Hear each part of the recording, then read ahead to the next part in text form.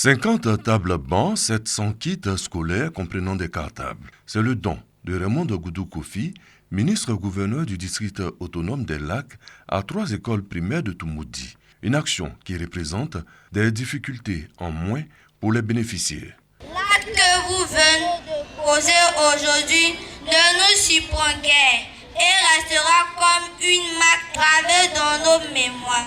1000 fois merci pour tout ce que vous venez de nous offrir. Aider les enfants a eu un impact positif sur les résultats. Je voudrais vous saluer pour tout ce que vous faites en guise de reconnaissance au nom de la communauté éducative. C'est aussi l'occasion de dire aux parents d'élèves que monsieur le directeur régional a dit merci en votre nom et vous a sollicité d'encadrer les enfants à la maison.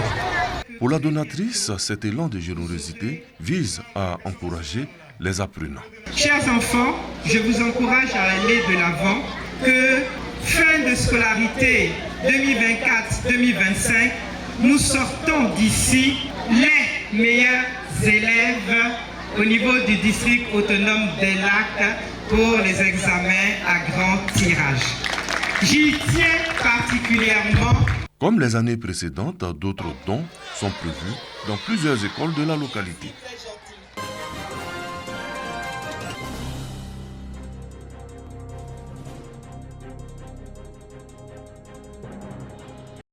Le cancer du sein a déjà sévi en cette année 2024 à Odiéné, emportant 2 femmes. Pour éviter un autre désastre, le conseil municipal, dirigé par Nassénéba Touré, offre des séances gratuites de dépistage du cancer du sein, du col de l'utérus, du diabète et de l'hypertension artérielle à environ 4000 femmes. Aujourd'hui, tu es sur pied, tu es portant, tu ne sais pas. La maladie se trouve à l'intérieur. Il faut faire le dépistage pour savoir ce que tu as dans le corps. Et puis, c'est des trucs Abidjan, c'est de l'argent. Mais on a eu ça gratuitement. On remercie Madame le maire. Il faut se faire dépister pour éviter d'être surprise par le cancer. À ces séances de dépistage sont couplées des activités physiques. En collaboration avec le Marathon des femmes de Côte d'Ivoire, la mairie d'Odiéné organise une partie de fitness couronnée par un tournoi de football. Tout ceci pour aider les femmes à garder la pleine forme. Nous savons que pour ces quelques maladies, il y a une des solutions pour prévenir. C'est celle d'une hygiène de vie saine et de sport. Donc il y a eu du sport, il y a eu du dépistage et c'est cela la volonté du chef de l'État, son Excellence M. Alassane Ouattara, qui veut que la Côte d'Ivoire soit une Côte d'Ivoire solidaire pour qu'elle puisse se développer, garder son dynamisme économique. Dans un esprit de solidarité, Nassénéba Touré gratifie les femmes de présent et d'appui financier en vue de leur permettre de réaliser des activités génératrices de revenus. Ces dernières ont également eu droit à un concert avec la participation de Debordoli Kounfa.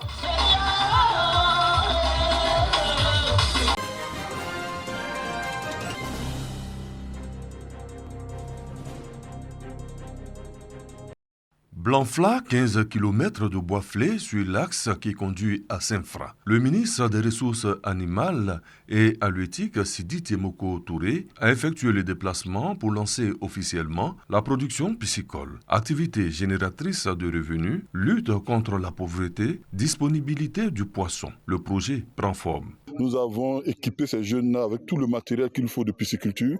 Nous avons remis aujourd'hui l'aliment pour toute la production et également les alevins.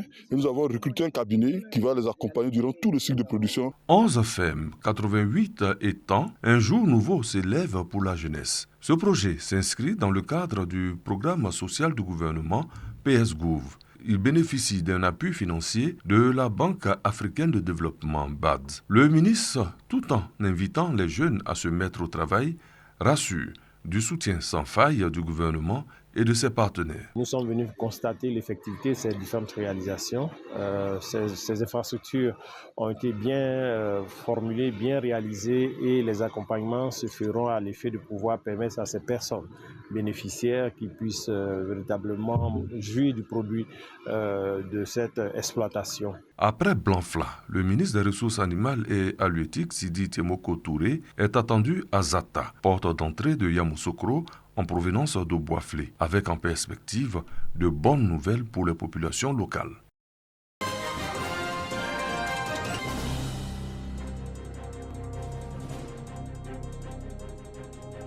« 20 agents de police reçoivent des parchemins. Ils viennent d'achever une formation en gestion des frontières dans le cadre de la phase 2 du projet Gestion des frontières en Côte d'Ivoire, un programme financé par la Confédération suisse. L'objectif de cette formation, c'est renforcer les connaissances pratiques des agents de police afin de permettre de faire leurs tâches au point de passage frontalier mieux et plus performant. La formation soutenue par le Centre international pour le développement des politiques migratoires a porté sur divers modules allant de la fraude documentaire au respect des droits de l'homme. Le préfet de police du Sud Comoé soutient ce projet qui apporte davantage d'efficacité aux hommes aux frontières. Les frontières sont aujourd'hui des instruments de souveraineté. Et plusieurs conflits tirent leur source la mauvaise gestion des frontières. Et en formant la police nationale dans ce domaine-là, c'est donner l'opportunité à ces policiers-là d'être à même de lutter plus efficacement contre toutes ces infractions qu'on connaisse à la mobilité humaine. Les bénéficiaires de cette formation en gestion des frontières sont issus des postes frontaliers de Noé, Tiapoum Frambo, Niablé, Adiaké et Assini Mafia.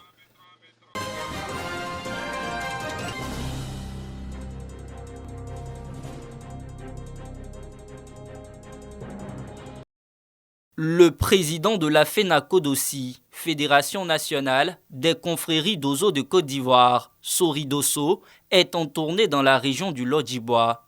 Une tournée pour sensibiliser les membres de la FENACODOSI dans les villes de Divo et de Guitry en vue de mettre une pause aux activités de chasse en raison de la variole du singe, mais aussi pour exhorter ces derniers à prendre une part active dans le processus d'apaisement de l'élection présidentielle à venir. Nous sommes là à reboiser toutes les forêts sacrées et accompagner l'État de Côte d'Ivoire pour bien-être des Ivoiriens, pour la paix et la protection.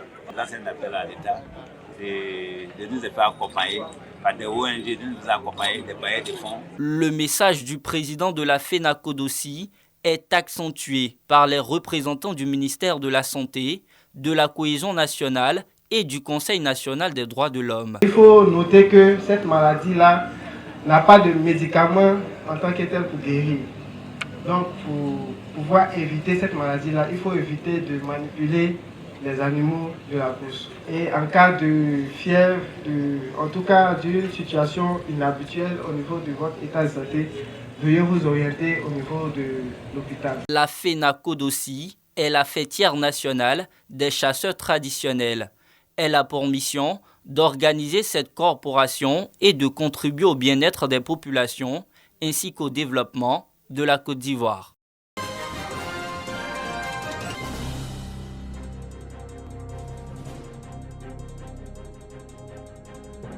Œuvrer pour un mieux-être des populations et le vivre ensemble en mettant en lumière les valeurs culturelles de la ville de Bonois au sud-est du pays, c'est la vision des initiateurs du Migné Festival. Au foyer polyvalent de cette localité, ils ont procédé au lancement de la 3e édition. Tout ce que nous visons, c'est la paix, la cohésion sociale à Bonois. Comment faire en sorte que le peuple abouré se retrouve autour d'une table et puis fumer, le calmer de la paix, c'est notre souhait. Projection d'un film récapitulatif de la 2e édition, des communications sur le programme et les innovations. Une action qui réjouit la mairie et les partenaires. C'est un événement ouvert à toutes les communautés humaines également, à l'international. Et donc, à travers les médias, à travers tous les canaux qui véhiculent le message concernant Migné Festival, nous pensons que cela donne une très bonne visibilité à Bonoa. Une édition placée sous le parrainage de Yen Sie, directeur général du port autonome d'Abidjan, et sous le patronage de Eugène Akaawele, président du conseil régional du Sud Komwe. Partout où on parlera de paix, de cohésion sociale, de vivre ensemble, partout où on parlera de développement local, M. Yankouba Sy sera là et sera à côté de ses frères. C'est ce qui justifie donc le soutien qu'il apporte à ce festival. Pour le docteur Eugène Akaawele, Minyan Festival, c'est un festival de paix et de cohésion sociale. Aujourd'hui, lui-même étant un acteur majeur des développements du Sud Komwe, il ne peut pas ne pas s'associer à tout ce qui prône la paix, la cohésion sociale et l'amour. Le Minyan Festival 3 se tiendra du 7 au 17 novembre 2024 à Bonoa.